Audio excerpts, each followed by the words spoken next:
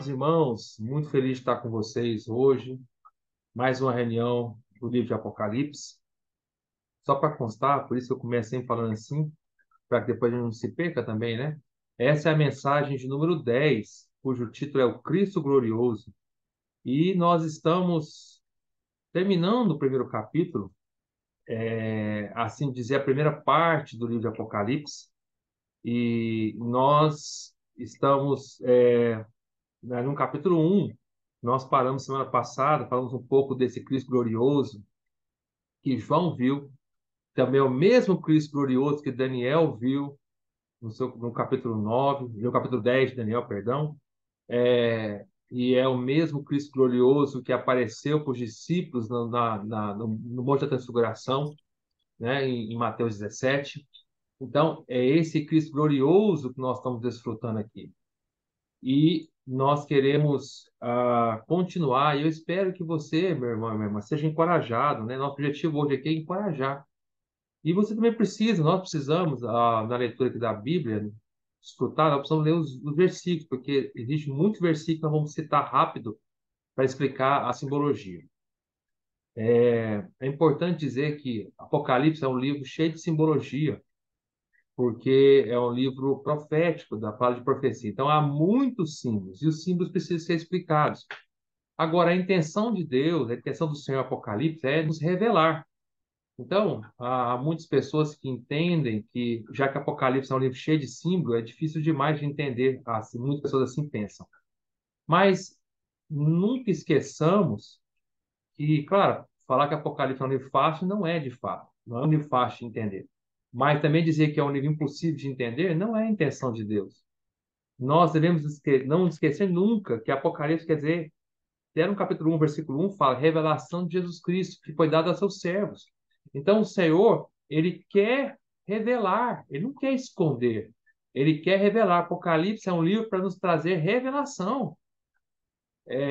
Nós esperamos, né, eu espero, em relação a mim, espero em relação a vocês, que quando nós terminarmos esse livro, se assim Deus nos permitir terminar esse livro, né, quando nós terminarmos, daqui a alguns anos, né, porque não vai ser não é um livro que nós vamos terminar tão rápido, vai demandar alguns anos para nós terminarmos, talvez, mas o dia que nós terminarmos esse livro, eu espero que cada um de nós aqui estejam plenamente cheios do Senhor e o Senhor esteja revelado para cada um de nós.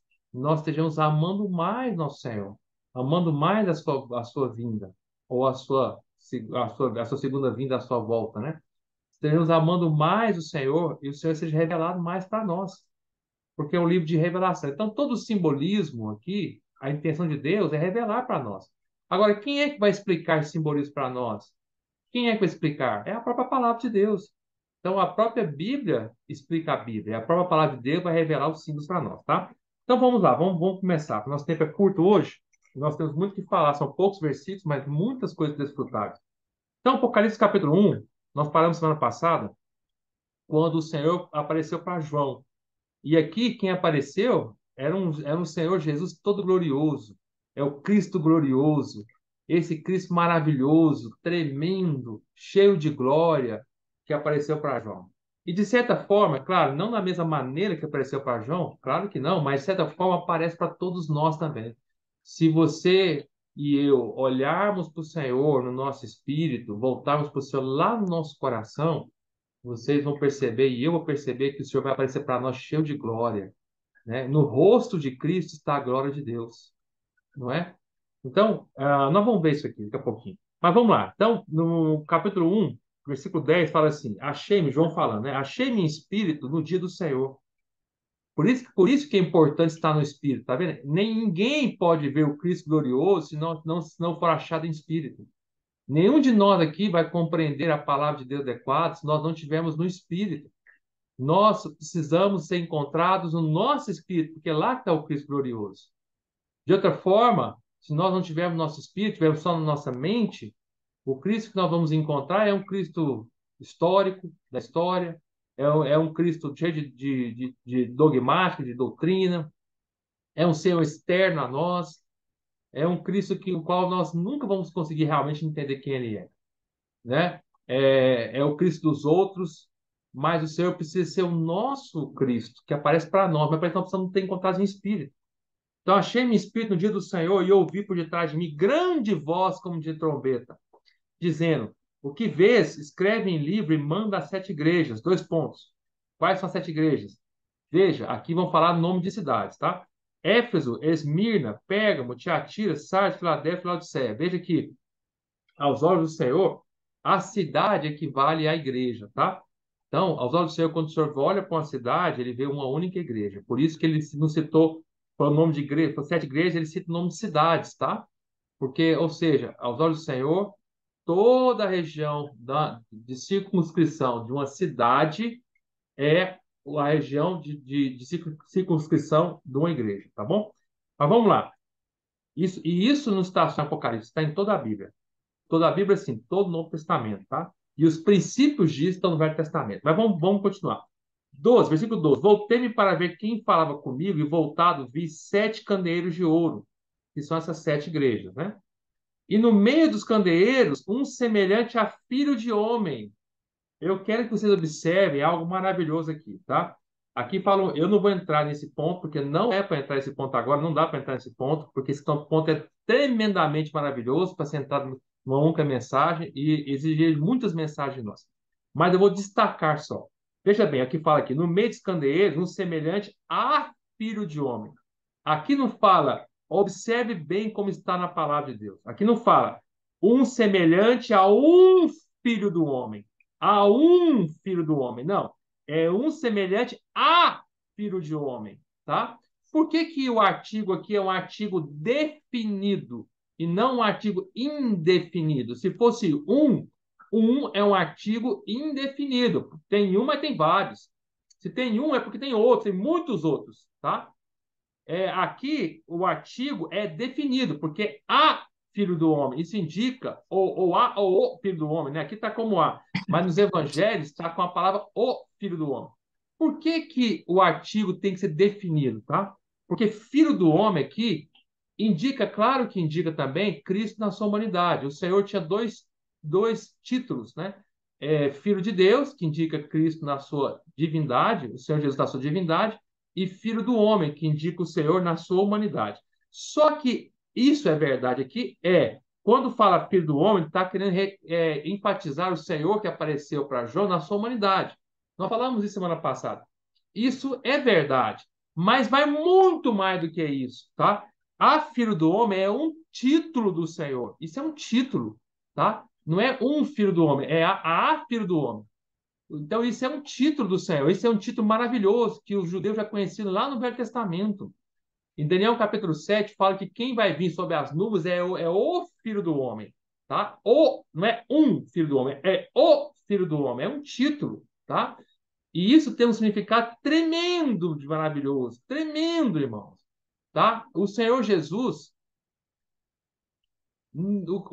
de todas as expressões que o Senhor referiu a si mesmo, ou que referiram a ele quando ele estava nessa terra, que foram várias, né?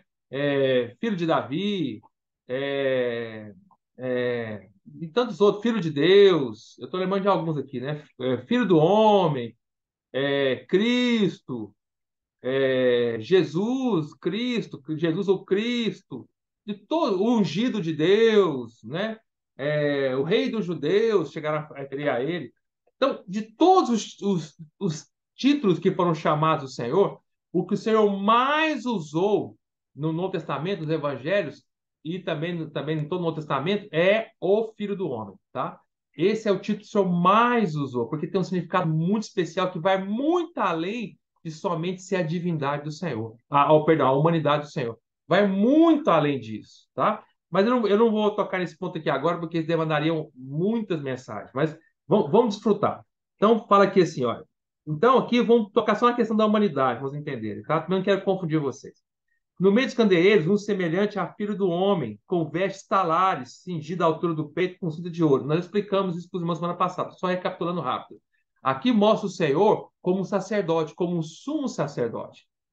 Apesar de não aparecer aqui no versículo a palavra sacerdote ou sumo sacerdote, o certo é falar sumo sacerdote, porque o Senhor é o nosso sumo sacerdote, nós sabemos que aqui é um sacerdote pelas suas vestes. ele tinha as vestes talares. Talares quer dizer compridas, tá? Então, a veste do sacerdote do Velho Testamento era uma veste comprida, que vinha da cabeça aos pés, uma veste única. Eram vestes talares, vestes compridas. E também tinha o sacerdote vestia uma cinta de ouro, realmente. Só que no Velho Testamento, a cinta que os sacerdotes vestiam era na altura dos lombos, dos rins, tá? Aqui onde ficam nos lombos, os rins, aqui na cintura, né? Então ficava aqui, ó. Op, aqui na cintura, para vocês entenderem, né? E não como está aparecendo aqui. Aqui o Senhor não está vestido na cintura mais. O Senhor está vestido no peito, aqui, ó, no peito. O que difere um pouco do sumo sacerdote do Velho Testamento. Se você vê, lembra que quando nós estávamos desfrutando o livro de Daniel, no capítulo 10, Daniel viu também essa visão do Cristo glorioso, da mesma maneira que João. Só que, diferentemente de João, lá em Daniel, o Senhor que apareceu como sacerdote também está vestido na altura dos lombos, tá? Dos lombos. E aqui está vestido, o Senhor está vestido na altura do peito. E nós explicamos semana passada. Isso quer dizer que o Senhor agora, a cinta, o que quer dizer a cinta? A cinta quer dizer quando alguém se prepara para alguma coisa, tá? Então, quando o sacerdote vestia a roupa, ele botava a cinta para se cingir, para se preparar para fazer algo. E na altura dos lombos, aqui atrás, na região da cintura, é no sentido que ele se cingia com a força para fazer algo. Estava se preparando para fazer um trabalho, uma força, tá? Que era servir a Deus. Só que aqui o Senhor já não está na altura já não está na altura dos ombros, mas do peito. Isso quer dizer que agora, em Apocalipse, o Senhor, nessa era de Apocalipse que nós estamos vivendo, o Senhor já não está mais trabalhando para fazer algo, não é? Porque o Senhor já completou a sua obra, o Senhor está agora apenas cuidando da igreja em amor. Por que amor? Porque está cingido. Ele está cingido com a cinta? Está. Cingir quer dizer que o Senhor está preparado para fazer algo. Mas não para completar alguma coisa, mas na altura do peito. O peito é o lugar do amor. Então o Senhor está vestido, cuidando das igrejas em amor. Ele está agora cuidando das igrejas, ele está no meio das igrejas. Olha o versículo 13, fala. E no meio dos candeeiros são as igrejas. No meio das igrejas, os candeeiros, um semelhante a filho do homem, com vestes talares, cingido à altura do peito com a cinta de ouro. O ouro é a natureza divina. O Senhor, ele cuida da sua igreja, das igrejas hoje, pela natureza divina de Deus, pelo ouro, pela santidade e em amor. Cheio de amor, ele está cuidando de nós, cheio de amor. Nós falamos semana passada para os irmãos, né? Você não percebe o amor do Senhor? Você não consegue perceber que o Senhor está cuidando de nós, das igrejas? Você não consegue perceber que o Senhor está no meio de nós, cuidando de cada um de nós com muito amor e carinho? Irmãos, isso é tão precioso, esse cuidado do Senhor. Você consegue ver que o Senhor ele está cingido, amarrado no peito, com muito amor? Se nós lermos Hebreus, o livro de Hebreus mostra claramente Cristo como nosso sumo sacerdote que está nos céus intercedendo por nós. Ele está intercedendo por nós. Até no livro de Romanos 8 fala que o Senhor intercede por nós. E também o Senhor, quando morreu, citou, ele ressuscitou e ascendeu ao céu como homem. O Senhor não perdeu a sua humanidade. Ele continua no céu intercedendo por nós. Mas o Senhor não está só no céu intercedendo por nós. Isso é que nos mostra o livro de Hebreus. Mas o livro de Apocalipse nos mostra que esse mesmo Senhor que está à direita do trono de Deus intercedendo por nós, ele também está no nosso meio. Ele está entre nós, caminhando entre as igrejas, também cuidando de nós em amor. Ele é o sumo sacerdote, tá? Vamos para o versículo, vamos continuar. Isso eu falei semana passada, eu não vou me estender mais, porque senão a gente não entra na mensagem de hoje. Só recapitulando. Então, versículo 14. A sua cabeça e cabelos eram brancos como a alva lã, como neve, os olhos como chama de fogo. Amém. Vamos falar um pouco da cabeça do Senhor, né? Sua cabeça e cabelos eram brancos como a alva lã, a alva lã e como neve. Se você ler lá em Cântico dos Cânticos, capítulo 5, versículo 11, vamos ler lá rapidinho, tá? Deixa sua fitinha marcada aí em Apocalipse. Nós vamos circular agora na Bíblia, tá? Para explicar a simbologia. Se nós não pegarmos a própria Bíblia para explicar a Bíblia, nós não vamos entender. Então vamos lá para Cântico dos Cânticos. Espero que você seja rápido em abrir Cântico dos Cânticos. Está depois de de Eclesiastes, né? Aliás, ou antes de Eclesiastes. Deixa eu ver aqui. Está antes de Eclesiastes. Não, está depois de Eclesiastes, né? Capítulo 5, versículo 11. Tá assim, ó. A sua cabeça é como o ouro mais apurado. Os seus cabelos, cachos de palmeira, são pretos como o corvo. Que interessante, né? O Senhor aqui em Cântico dos Cânticos, capítulo 5, versículo 11, em Cantares, o cabelo dele é preto, como o corvo. Mas aqui em Apocalipse, o cabelo dele já não é preto, é um cabelo branco como a alva lã, como neve. O que que aconteceu com o Senhor? Você vai me dizer que o Senhor envelheceu? Não, o Senhor nunca envelhece. O cabelo dele preto, lá em Cântico dos Cânticos, mostra que Cristo é sempre novo, que o Senhor sempre ele é novo, ele nunca envelhece. Isso é lá em Cântico dos Cânticos, porque era preto. O cabelo do Senhor nunca envelhece, ou seja, o Senhor ele é sempre novo. Toda vez que você tocar no Senhor, ele é novo, ele é jovem, ele é cheio de jovialidade, novidade. O Senhor nunca vai nos apresentar nada velho. O Senhor sempre vai nos dar algo novo. Por isso que Paulo fala em 2 Coríntios, se eu não estou equivocado, né? Eu acho que é 2 Coríntios capítulo 5, ele fala que quem está em Cristo é nova criatura. As coisas velhas já passaram. Quando alguém toca no Senhor, ele nasce de novo. Ele toca nas coisas novas, né?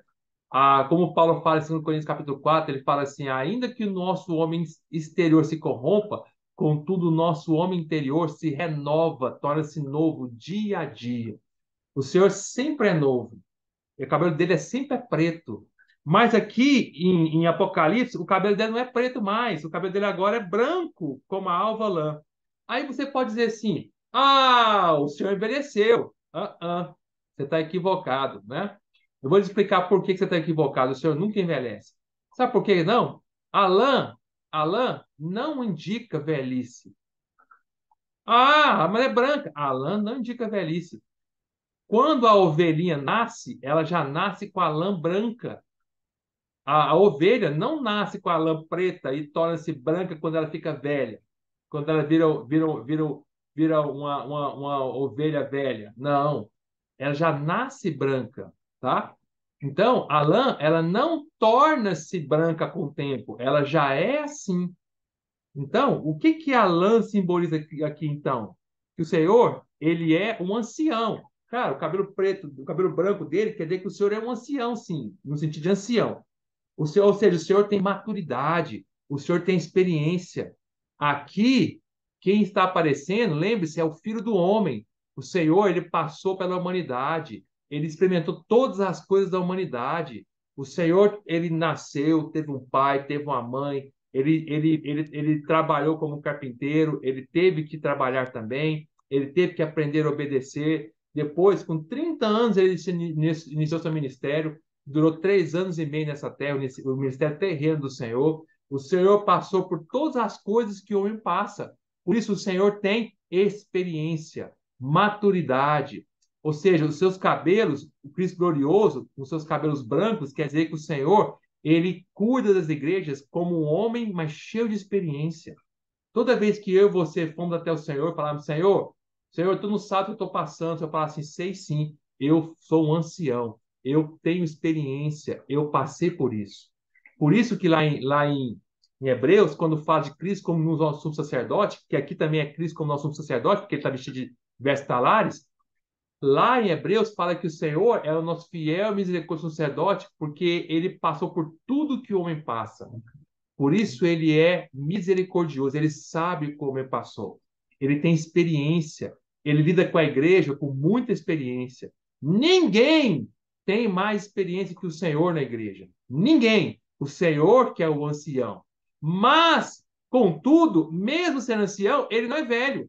Ele não é velho. O seu cabelo não é branco porque envelheceu. Ele é branco como a lã. A lã já nasce branquinha, tá? Ou seja, não torna-se branca, ela nasce branquinha, tá? Ou seja, o Senhor, ele é sempre ancião. É... Se você ler, por exemplo, Daniel 7:9, vamos ler Daniel 7:9. Separei alguns versículos para nós lermos. Vamos ler Daniel 7:9.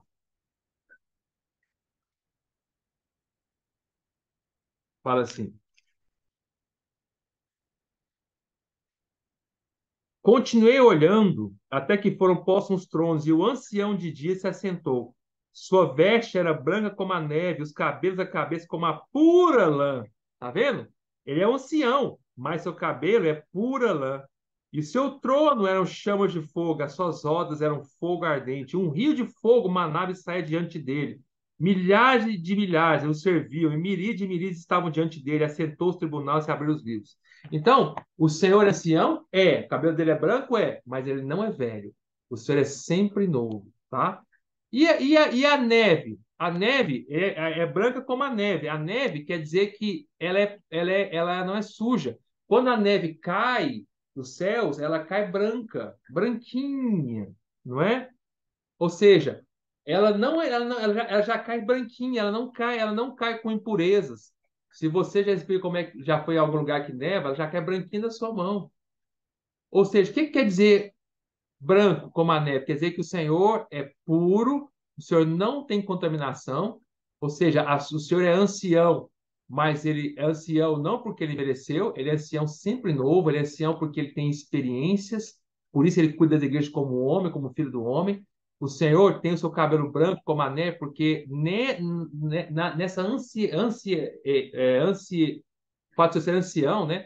Ancianidade do Senhor, fato dele ser ancião, da sua maturidade, o Senhor, ele é puro como a neve, tá? Ele é puro. E não só puro, mas também celestial, porque a neve cai dos céus, tá? Vem lá dos céus. Ou seja, quando você olha para o Senhor, entre as igrejas, o Senhor está cuidando de nós com as experiências humanas que ele tem, cheio de Deus, sempre novo, de forma celestial, nunca terreno e de forma sempre pura, sem nenhuma mistura, sem nenhuma contaminação, tá?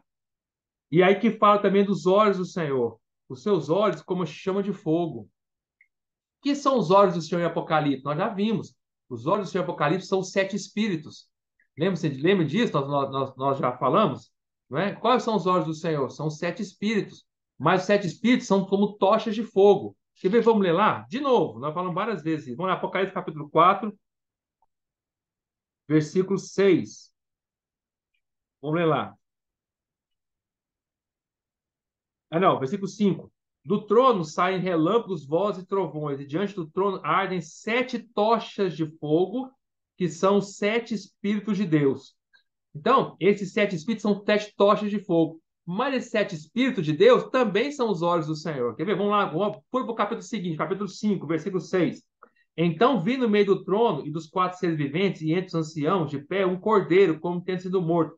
Ele tinha 7 chifres, bem como 7 olhos, que são os 7 Espíritos de Deus enviados por toda a terra. Então, os olhos do Senhor são os 7 Espíritos, é o Espírito 7 vezes intensificado, que ao mesmo tempo são tochas de fogo. E aqui no capítulo 1 deixa bem claro, né? Os olhos do Senhor como chama de fogo. Por que é importante? Porque o Senhor, irmão, hoje, quando ele olha para nós, ele olha para nos julgar, ele olha para nos vigiar, para nos observar, para nos infundir. Os seus olhos são como tochas de fogo, porque vem iluminar. Tem que ser de fogo, cheio de luz. E ele também vem sondar, observar e julgar. Então, se você ler lá também em Cantares, capítulo 5, versículo 12, nós não vamos ler agora, acabamos de ler, porque não dá tempo de continuar lendo, lá fala que os olhos do Senhor são simples, simples como a pomba, certo? Se você ler lá, e amorosos. Mas aqui, Apocalipse, o Senhor, os olhos do Senhor, são olhos de fogo. Por quê? Porque o Senhor vem para julgar, queimar, né? Vamos ler no Apocalipse, vamos ler Daniel, capítulo 10, versículo 6, que é a mesma coisa, ó. Abre lá, Daniel.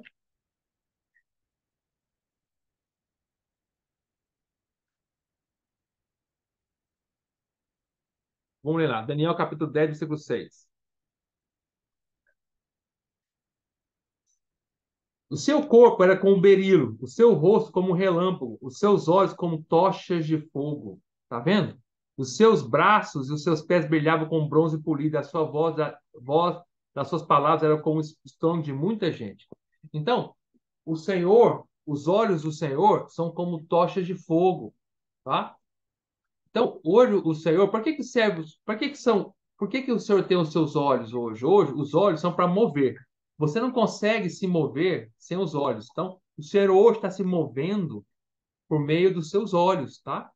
Mas no mover do Senhor hoje, nessa terra, entre as igrejas, o Senhor vem, no seu mover, ele vem queimando. Ele olha para nós para queimar tudo que é negativo em nós. Então, há coisas em nós que o sangue pode perdoar, mas há coisas que o sangue não consegue tratar. Precisa de um fogo, precisa do julgamento de Deus. Por exemplo, vou te dar um exemplo. O orgulho, por exemplo.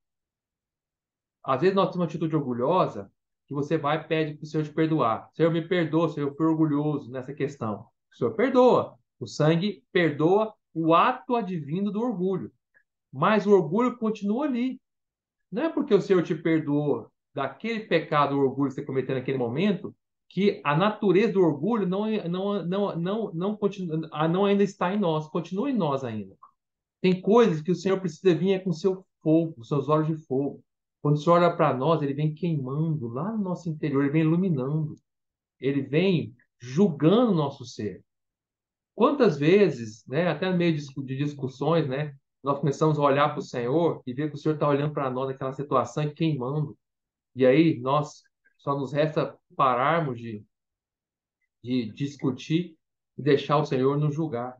Irmão, todos nós estamos sendo julgados pelos olhos do Senhor de tochas de fogo. E ele faz isso por amor. Ele precisa queimar tudo que está em nós. O fogo, aqui é Apocalipse, irmãos, em toda a Bíblia, não só em Apocalipse, mas o fogo, na Bíblia inteira, especialmente em Apocalipse, simboliza o julgamento, tá? Algo de julgamento. Como é que nós sabemos disso? Quer ver? Vamos ler lá. Vou ler para os irmãos, para vocês entenderem, tá? É o julgamento divino. Por exemplo, se você, vamos ler 1 Coríntios capítulo 3, versículo 13. Tem vários versículos, tá? É por causa do nosso tempo que é muito curto. Mas vamos lá, 1 Coríntios capítulo 3, versículo 13, fala assim.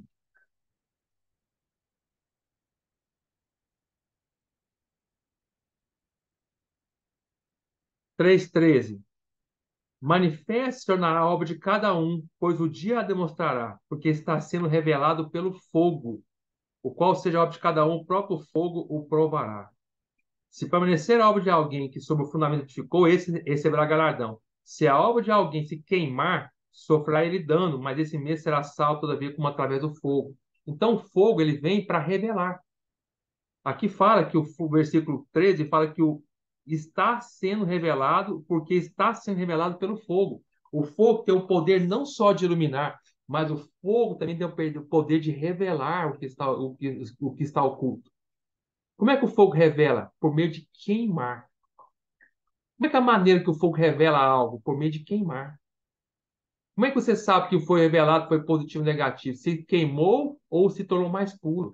Quando o fogo vem e queima algo da nossa obra, se queimou, se destruiu, é porque o Senhor julgou com o seu fogo que aquilo não era adequado, precisava ser destruído. Porém, quando o fogo veio e veio do fogo destruir, ele tornou mais puro, ele tornou-se mais rico, mais precioso, aquilo mostra que aquilo que tornou mais precioso era algo que o fogo aprovou. Então, o fogo revela algo por meio de queimar. Esse queimar é o julgamento. Todos nós, todos os servos de Deus serão queimados. Não só a sua obra, como o seu ser. O fogo vai passar na nossa vida. Já está passando.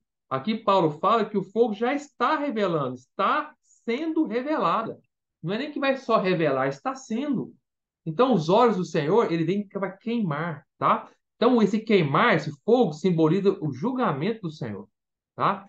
Vamos ler, por exemplo, lá em Hebreus 6:8. É o mesmo princípio de Hebreus 6:8, que o Senhor fala que vem queimar a terra, né? Hebreus 6:8. Esse capítulo de Hebreus 6:8, inclusive, na reunião de Daniel, nós explicamos muito detalhadamente isso aqui, muito claramente isso, né? Não vou me deter hoje sobre isso.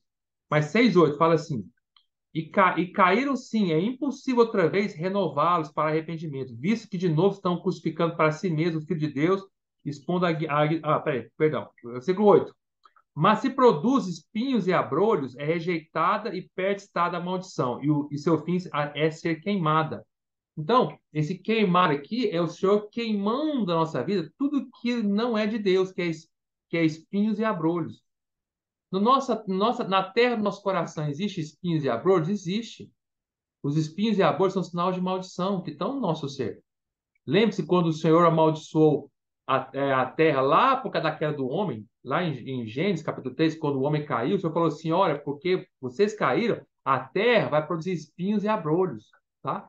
Então, o que há espinho e abrolho é sinal de maldição. Mas o Senhor vem queimar isso na nossa vida, tá? Então, eu estou só citando esses versículos para mostrar para vocês que o fogo simboliza o julgamento de Deus. E até em Hebreus também fala, Hebreus 12, 29, fala que o nosso Deus é fogo consumidor. É fogo que consome. Ele vem consumir algo. O que vem consumir? Aquilo que não é de Deus, ele vem julgar. Lembre-se, amados irmãos, que aqui, vamos voltar para o Apocalipse, que aqui fala que o Senhor que anda no meio das igrejas, que ele está andando nas igrejas, ele está andando com seus olhos de fogo. Ou seja, hoje, nesse exato momento, o Senhor está andando nas igrejas, consumindo, queimando tudo que não é dele, com seus olhos. Mas não é só, também não é só para queimar. O fogo serve para julgar? Sim. E esse julgamento produz um queimar? Sim. Mas também serve para quê? Para nos esquentar. O fogo serve para iluminação, o fogo serve para queimar e o fogo também serve para esquentar.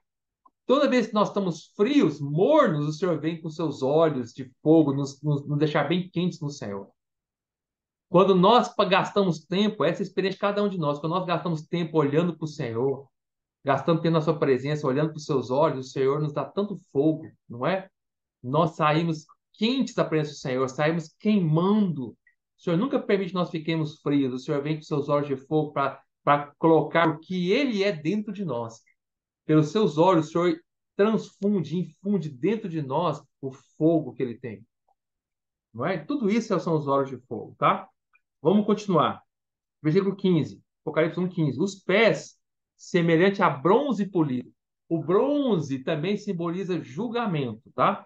Vocês se lembram que lá no tabernáculo, lembre-se lá no tabernáculo, havia três partes. Tinha o ato exterior, o santo lugar e o santo dos santos.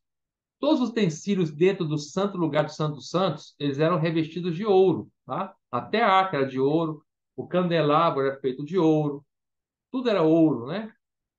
O altar de incenso era de ouro, mas no santo lugar, no santo dos santos, mas no ato exterior havia um altar de sacrifício, e esse altar de sacrifício não era de ouro, era de bronze, tá? O bronze simboliza também o julgamento do Senhor, porque o Apocalipse aqui é um livro de julgamento, irmãos, tá? Então, vamos ler, se você ler lá, isso está lá em Êxodo 24, capítulo 24, versículo de 1 a 6. Eu não vou ler lá porque não dá tempo, nós lemos aqui. Hoje nós precisamos fazer um pouco mais rápido, né? Então, os pés do Senhor representam, aqui fala que os seus pés representam o seu andar. Só que era polido, não era um bronze qualquer, era um bronze super polido. E era polido como que? De que maneira? Refinado numa fornalha. O andar, os pés do Senhor simbolizam o seu andar. Quando o Senhor estava nessa terra, no seu ministério terreno, o Senhor foi julgado. O bronze simboliza julgamento. O altar de bronze, o altar de sacrifício, era quando o Senhor vinha julgar o pecador, para o testamento, lembra? E era de bronze. Quando você botava o animal, identificava com o animal, o Senhor queimava aquele animal, o pecador estava sendo julgado por Deus. O Senhor tem os pés de bronze. Quer dizer que o Senhor, quando andou nessa terra, o Senhor foi julgado pelos homens. Até mesmo por Deus ele foi julgado na cruz. O Senhor foi julgado pelos homens em todas as situações. Em tudo o Senhor era julgado, em tudo o Senhor ele era testado e ele foi aprovado, varão aprovado. Isso quer dizer que no andar do Senhor foi um andar de bronze refinado pela fornalha de fogo. Ou seja, o andar do Senhor foi um andar aprovado.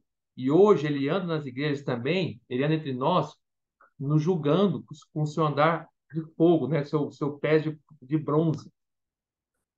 Na verdade, quando o Senhor voltar, não só os seus pés serão pés de bronze de julgamento, mas suas pernas serão de fogo também. Quer ver? Vamos ler lá. São duas colunas de fogo. Olha Apocalipse 10, 1. Capítulo 10, versículo 1. Lê lá.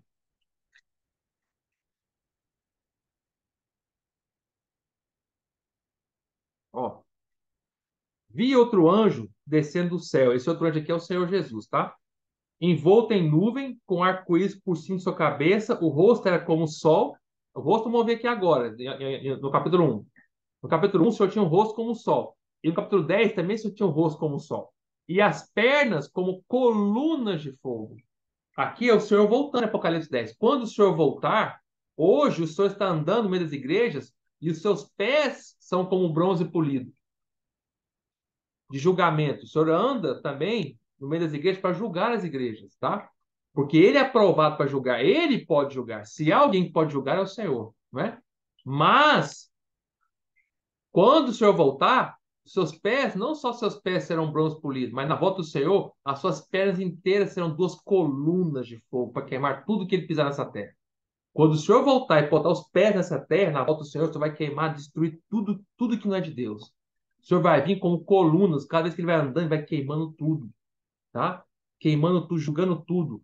Então o Senhor, quando voltar, vai vir em julgamento para queimar tudo nessa terra que não é dele. Inclusive destruir o anticristo e seus exércitos, né? Isso é o significado dos pés do Senhor. Então, o Senhor no seu andar diário foi aprovado, testado, e o Senhor hoje continua pelos seus sofrimentos, e hoje o Senhor continua tratando tudo que é injusto, tá? Tudo que é injusto. Vamos continuar.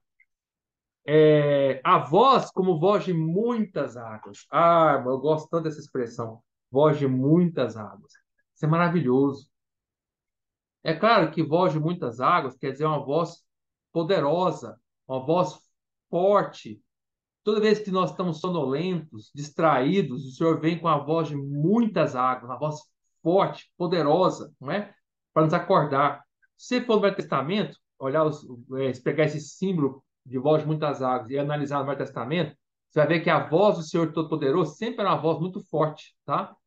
Lá em Daniel, fala voz de muita gente. Quando o Cristo glorioso Daniel viu, era a voz de muita gente, lá no capítulo 10. E aqui, no capítulo de Apocalipse que João viu, é a voz de muitas águas. O significado é esse. Como explicando para você, é o significado que o Senhor vem falar, quando ele vem julgar, ele vem para nos despertar, para nos acordar. Irmão, se nós estamos implementando o cuidado do Senhor hoje nas igrejas, o Senhor está falando conosco de forma muito forte.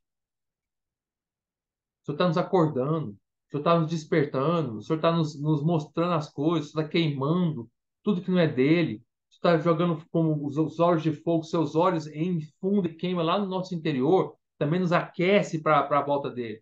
Por outro lado, o seu andar, o seu mover nessa terra, o Senhor andando nessa terra, pelo seu mover, o Senhor está julgando tudo. Hoje, quando o Senhor anda, ele julga toda essa terra pelo seu mover. O seu mover é andar de pés de bronze. Nós somos julgados pelo mover do Senhor. Quando o Senhor está andando, ele tá julgando. Agora, o mover do Senhor é o mover do Senhor. Nós precisamos saber o que é o Senhor se mover nessa terra. Mas, ao mesmo tempo, o Senhor se move, que produz julgamento nessa terra, né, pelos seus pés de bronze polido, o Senhor também fala com voz de muitas águas, voz forte, estronda para nos despertar. Mas eu queria, isso aqui é o significado realmente está falando aqui nesse texto.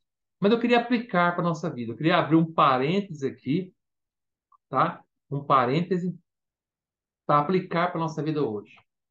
Aqui é um parêntese, tá? Eu expliquei o significado literal para vocês. E o que eu vou fazer aqui agora é uma aplicação. E eu queria que os irmãos entendessem essa aplicação. Eu espero que os irmãos tenham entendido, né, que voz de muitas águas aqui literalmente quer dizer uma voz forte, solene. Quando o Senhor vem julgar, ele vem, Apocalipse julgar, ele vem e fala com voz forte e solene, tá? Uma voz poderosa. Por exemplo, uma voz de trovão. Só para vocês entenderem, vamos ler lá em Apocalipse 10:3. 10:3.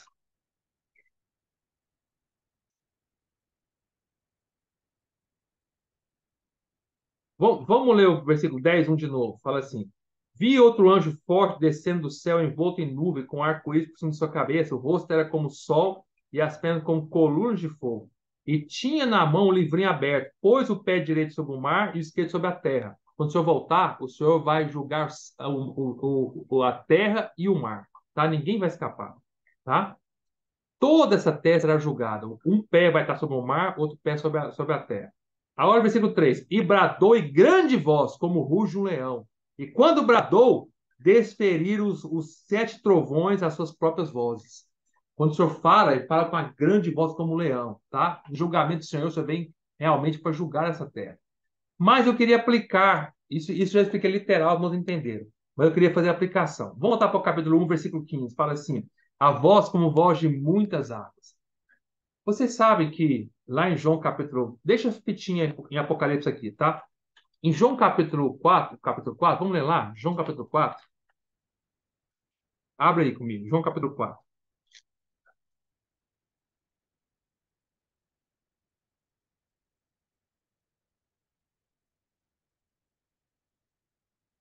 É,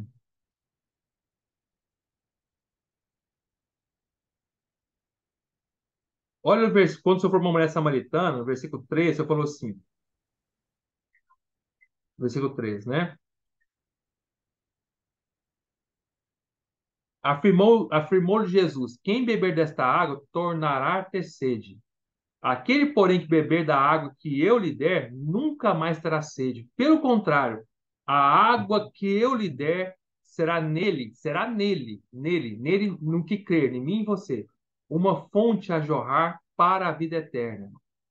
Então, quando o Senhor entra em nós, como a água viva, o Senhor torna no nosso interior uma fonte que vai jorrar para a vida eterna. É difícil entender esse versículo, vida eterna. Jorrar para a vida eterna. O que quer dizer isso, jorrar para a vida eterna? Que o Senhor está dentro do nosso interior agora, jorrando como uma fonte para a vida eterna. O que quer dizer isso? Vida eterna aqui, o significado é a Nova Jerusalém. A Nova Jerusalém vai durar eternamente. Quando o Senhor entrou em nós, ele virou uma fonte no nosso interior. E essa fonte no nosso interior, o Senhor vai de dentro de nós, vai jorrar até quando vai jorrar? Vai jorrar eternamente, vai nos levar até a Nova Jerusalém, que vai durar eternamente. Ou seja, Cristo em nós vai durar por toda a eternidade. Nova Jerusalém, para nós hoje, é a eternidade. Não sei se os irmãos estão entendendo. Aqui, o Senhor não está falando da vida eterna que Ele é fora de nós. Se aqui tivesse falando da vida eterna que Ele é fora de nós, aí é um significado. Mas aqui está falando que essa vida eterna que Ele é entrou para dentro de nós ao bebermos dele. Quando nós bebemos dele, essa vida eterna entra para dentro de nós. Você bebeu dele. Está dentro de você agora. E de dentro daquele que crê, agora é a água e nós misturados. Água e nós, a água é Cristo nesse trecho. Está entendendo? E nesse trecho aqui, o Senhor é a água, que é Cristo. Estava fora da mulher samaritana. Quando ela creu no Senhor, esse Cristo entrou para dentro dela, bebeu da água que é Cristo. Agora essa água está dentro da mulher samaritana, dentro de cada um de nós. E dentro de nós ela vira uma fonte. Então essa água agora não é a água fora, é a água misturada conosco. O que é a Nova Jerusalém? Somos nós e o Senhor misturados, jorrando eternamente. Está jorrando para toda a eternidade, tá? Então, é os que creem junto com a água dentro deles, jorrando por toda a eternidade, vai jorrar para sempre na Nova Jerusalém. Mas o ponto que eu queria entrar não era aqui, não. Eu estou só querendo, só exemplificando. É que eu vou falar uma coisa, eu vou falando outra e tal. Mas eu quero chegar aqui. O que tem a ver com o Apocalipse, tá? Com a voz de muitas águas. É isso que eu quero falar. Eu quero chegar no ponto aqui seguinte. O Senhor está dentro de nós como uma fonte jorrando para a vida eterna. Mas quando essa fonte está jorrando no nosso interior, está jorrando já. Você percebe o seu jorrando no seu interior? Se você não percebe, é que você não voltou para o seu espírito. Se nós voltarmos para o nosso espírito, você vai ver que tem uma fonte. Um cristão nunca vai passar sede espiritual, espiritualmente falando. Nós nunca mais teremos sede. Fala assim, ó, e eu lhe der, nunca mais terá sede. Nunca mais. Como é que alguém que tem uma fonte no seu interior jorrando sem parar pode ter sede espiritual? Como é possível isso? Isso não tem como ser possível. O Senhor falou, não sou eu que falei, ele falou assim: aquele que crer nunca mais terá sede. Irmão ou irmã, Se nós temos sede espiritual, seja assim, está faltando água na nossa vida, é porque nós não estamos voltando para o Cristo no nosso interior. Se nós voltarmos para o Senhor que está no nosso interior, há uma fonte jorrando que nunca vai parar de jorrar. Ela jorra até a eternidade futura, que é a Nova Jerusalém. Nunca vai parar. Nunca. Um cristão nunca deveria ter sede. Se ele tem sede, é porque ele não está voltando para onde está a fonte. Só que aqui fala uma fonte jorrando. Só quando você lê lá no capítulo 7, o Senhor explica melhor como é que é essa fonte. Vamos ler lá? É uma fonte. Mas no capítulo 7, ela vira outra coisa. Vamos ler lá. Olha o versículo 38, 7, 38. Ok, isso aqui são as palavras do próprio Senhor. Não sou eu que estou falando. Eu nunca entenderia um negócio desse. O Senhor que está falando isso aqui. Vamos ler lá, ó. Versículo 37, João 7, 37. No último dia, o grande dia da festa, levantou Jesus e exclamou: Se alguém tem sede, venha a mim e beba. De novo, a mesma coisa, igualzinho da mulher samaritana lá. Só que aqui houve uma diferença, ó. Quem crer em mim, como diz a Escritura, do seu interior, ó, do seu interior. O que é interior? Do seu espírito, irmão. Fluirão rios, no plural. Rios, não é rio único, é vários rios. Rios de água viva. Espera aí. Lá em João 4, o senhor mesmo. Aqui o senhor falando. João 4 mesmo o senhor falando. Lá em João 4, o senhor fala que quem crê do seu interior tem uma fonte. Aqui fala que quem crê do seu interior tem rios. Uai, é fonte ou é rios? Me explica aí, irmão. Com fonte é uma coisa, rios são outra. É claro que todo rio vem de uma fonte. Só que lá fala uma única fonte, aqui fala de vários rios. Essa fonte que é Cristo no nosso espírito, quando ela flui do nosso interior, ele se transforma em vários milhares de rios. Milhares de rios. Para saciar toda a nossa sede espiritual. O que é o rio?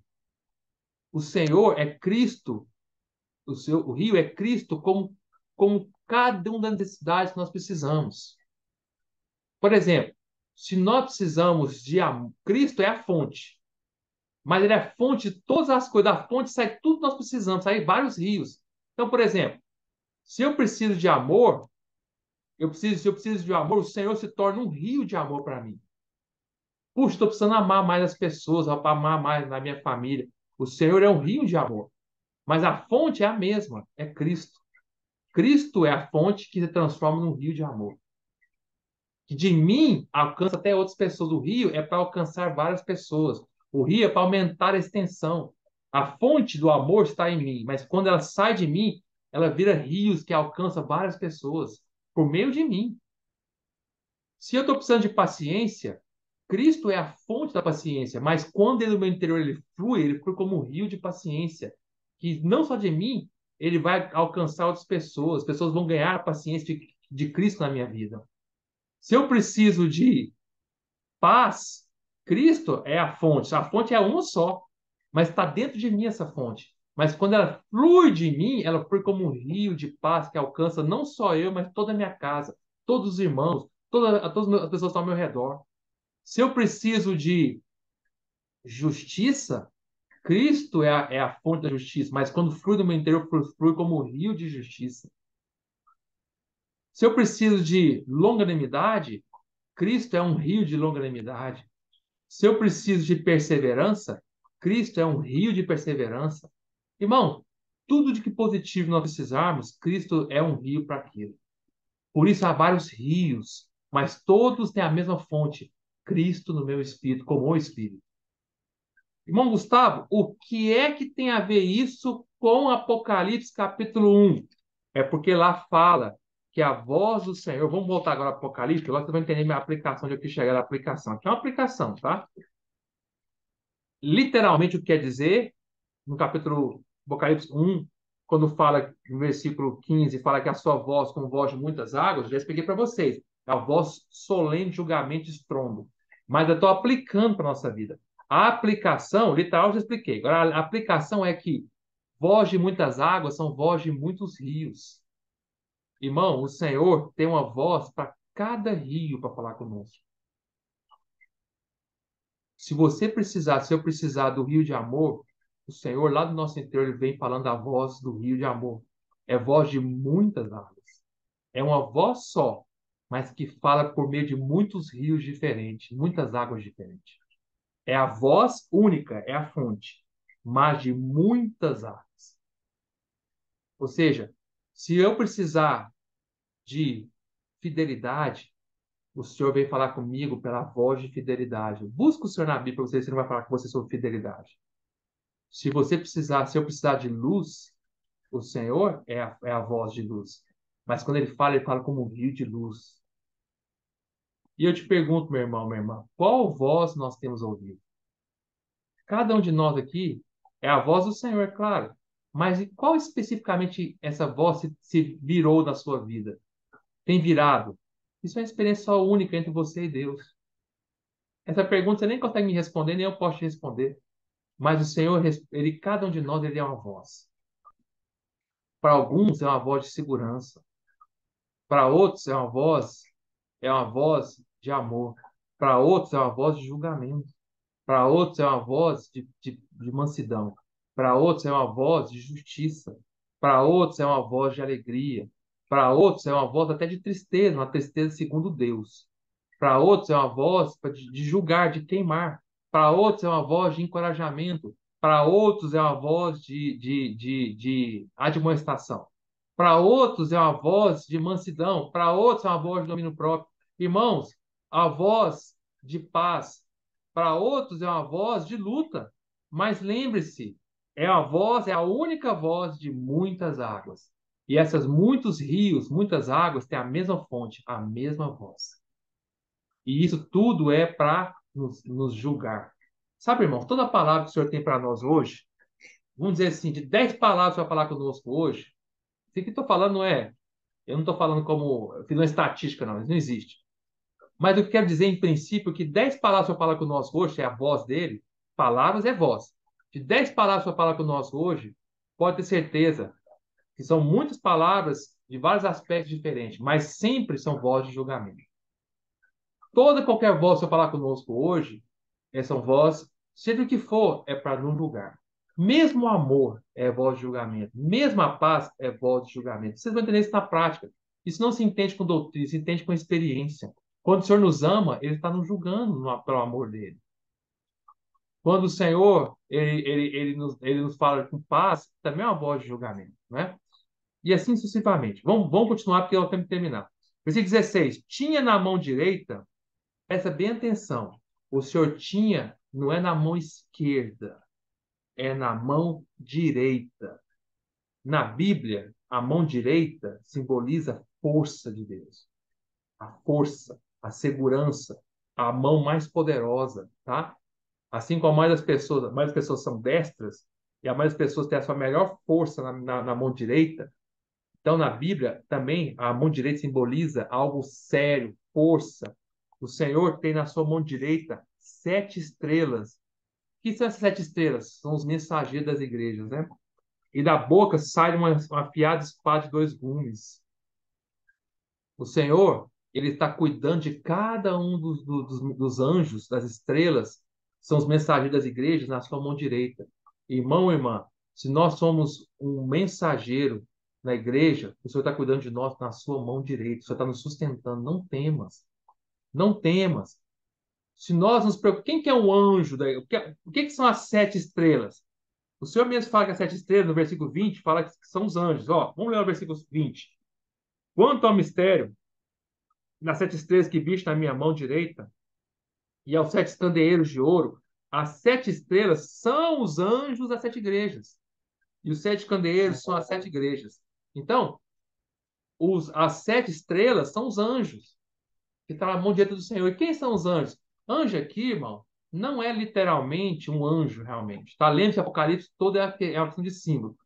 Anjo simboliza, a palavra anjo quer dizer mensageiro. Mesmo no Velho Testamento, os anjos literais de Deus eram mensageiros, que eles vinham trazer alguma mensagem, tá? Então, sempre que o Senhor envia um anjo, é um mensageiro, tá? E em Apocalipse, a palavra anjo quer dizer mensageiro. Então, quem são os anjos das igrejas? São aqueles que trazem a mensagem para a igreja. Mensagem não é no sentido de dar uma palavra, não é aquele que dá uma mensagem, dá uma palavra, não. São aqueles que cuidam. É como se fossem anjos da guarda, tá? Inclusive, o conceito anjos da guarda é bíblico, está na Bíblia, tá? Isso foi invenção da Igreja Católica, muitos de nós pensávamos, não. Está na Bíblia. Então, os anjos das igrejas são aqueles que cuidam da igreja. Irmão, se você é um irmão e uma irmã que cuida da igreja, não necessariamente um presbítero, não necessariamente um pastor, não necessariamente um líder, mas se você cuida da igreja com amor, se você luta pela igreja, se você supre a igreja com o seu serviço, com a palavra de Deus, você é um anjo. Se você vai diante do Senhor, gasta tempo na presença do Senhor, você vai e dá essa mensagem para a igreja, você é um anjo. Se você brilha na igreja, o anjo é uma estrela, lembre-se, as estrelas são os anjos. Se você é uma estrela que brilha na igreja, você é um anjo. Todos aqueles que brilham na igreja devem brilhar de forma celestial, porque são estrelas. Todos aqueles que brilham são aqueles que vivem nas coisas celestiais, não estão ligados às coisas terrenas. Quem brilha na igreja são os celestiais, são as estrelas, que não tem nada a ver com as coisas dessa terra, que não estão preocupados com as coisas dessa terra, que não são dessa terra, são como estrelas que brilham na escuridão. A igreja inteira, em Apocalipse, é simbolizada como um candelabro que brilha. Mas individualmente, mesmo no meio do candelabro, que a igreja inteira deve brilhar, mas individualmente, no meio da igreja, existem as estrelas. Então, o candelabro é o aspecto coletivo, a igreja inteira deve brilhar. Mas, individualmente, o Senhor tem aqueles irmãos e irmãs que brilham como estrela em cada igreja. E se você é um irmão ou irmã que brilha, uma estrela, um anjo, você está no lugar mais seguro dessa terra, você está na mão direita, o Senhor vai te suster com a força e o poder dele. Não fui eu que falei isso. Não fui eu que falei. Foi o Senhor que está falando. Os anjos, as estrelas estão na minha mão direita. E da mão do Senhor, ninguém poderá arrebatar. Ninguém. Está lá em João capítulo 10. Vamos ler lá? Quem é que tem coragem na mão direita do Senhor e arrancar da mão dele? Você tem coragem de ir lá na mão do Senhor direita e tentar roubar da mão dele? Você acha que o inimigo, Satanás, tem coragem de chegar na mão do Senhor? Você acha que ele não teme a mão do Senhor? Se o Senhor fizer assim, ó, com a sua mão direita, ele destrói Satanás num piscar de estalo de mão. Foi o Senhor que criou Lúcifer. E o Senhor vai destruí-lo também. Nós sabemos, de Apocalipse vocês vão ver. Apocalipse, o Senhor pega Lúcifer e joga no lago de fogo. Destrói ele. Com a sua mão direita, o Senhor faz o que ele quiser. Ele destrói, ele cria. E quem é que ousa tocar na mão direita do Senhor e tocar naquilo que está na mão dele? João capítulo 10, olha lá. João 10. Quer ver? Ó? Olha o versículo 29, 20, 28, 27. João 10, 27 fala assim: As minhas ovelhas ouvem a minha voz, eu as conheço e elas me seguem. E eu lhes dou a vida eterna, jamais perecerão.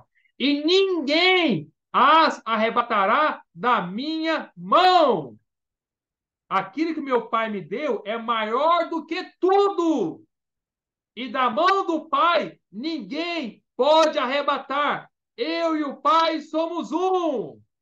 Por um lado, nós estamos na mão do Senhor, do Senhor Jesus.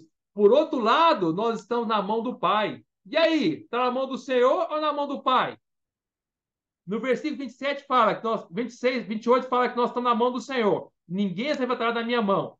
Versículo 29 fala que nós estamos na mão do Pai. E da mão do Pai ninguém pode arrebatar. E aí? Estamos na mão de quem? Do Senhor ou do Pai? Aí ele fala no versículo 30, eu e o Pai somos um. É uma mão só. Nós estamos na mão do Pai do Senhor. A mão do Senhor é a mão do Pai. Quando Deus age em Cristo. Tudo que Deus bota a mão, ele bota a mão em Cristo. E nós estamos nessa mão poderosa. Versículo, vamos terminar rapidinho aqui. O seu rosto brilhava como o sol na sua força. Como o sol na sua força. O rosto do Senhor brilhava, cheio de glória. Eu fico tão impressionado com isso. A gente lê as coisas, não para pensar. Analisa o que João está falando, o que ele viu. Isso aqui não é um conto de fadas que João está escrevendo aqui. João viu isso. João viu isso. no ano 90 desta era. João viu, Daniel viu, e nós também estamos vendo isso. Só que não a intensidade que eles estão vendo. Mas como é que pode? Olha para o rosto do Senhor e vê como o sol na sua glória. Você consegue olhar para o sol no meio-dia? Meio-dia. Você consegue parar e olhar para o sol? Consegue? Você mal consegue nem olhar para o sol. Só que no meio do rosto de sol tão poderoso que ninguém consegue ver, o sol na sua força. Ó, o sol tem o sol da sua força, quer dizer, o sol ao meio-dia. O sol, quando está nascendo, você consegue olhar para ele ainda. O sol, quando está se pondo, você consegue olhar para ele ainda. Porque não é o sol na sua força máxima. Mas o sol na sua força máxima, que é meio-dia, ninguém ousa olhar. É forte demais, você não suporta. Agora, mesmo João olhando para o rosto do Senhor como o sol na sua força, ele conseguiu ver ainda o seu cabelo. Ele conseguiu ainda ver os seus olhos como de fogo. Ele conseguiu ver detalhes no meio do rosto. Como ele conseguiu ver olhos de fogo no meio de um rosto inteiro como o sol na sua força? Você consegue, faz um teste amanhã, se você quiser. Olha para o sol, vê se você consegue ver algum detalhe no meio do sol. No meio-dia. Meio-dia, o sol rachando. Olha para ele, vê se você consegue identificar algum detalhe lá no meio do sol. Não é impossível. Mas, ainda mais se o sol é fogo, como é que você vai conseguir ver lá no meio do sol dois pontinhos de fogo como tocha? Ele olhou para o rosto do Senhor e viu o sol na sua força. Mas lá no meio de tudo isso, fortíssimo, ele conseguiu ver os olhos de fogo. Isso quer dizer que havia uma intimidade profunda nos olhos que supera até o rosto da sua força. Irmão, isso é tremendo demais. Eu não consigo nem explicar com as minhas palavras. E eu tento para lá e para cá, eu dou um pulo, é difícil explicar, mas mostra uma intimidade tão grande, que você consegue, mesmo no meio do rosto cheio da glória, você consegue ver os olhos de fogo te transfixando, entrando no seu ser, te infundindo. Irmãos, isso é maravilhoso. Eu vou parar por aqui, né? Jesus é o Senhor. E eu vou ter que continuar semana que vem, tá? Porque não vai dar para continuar agora, tá bom? Amém. Jesus é o Senhor.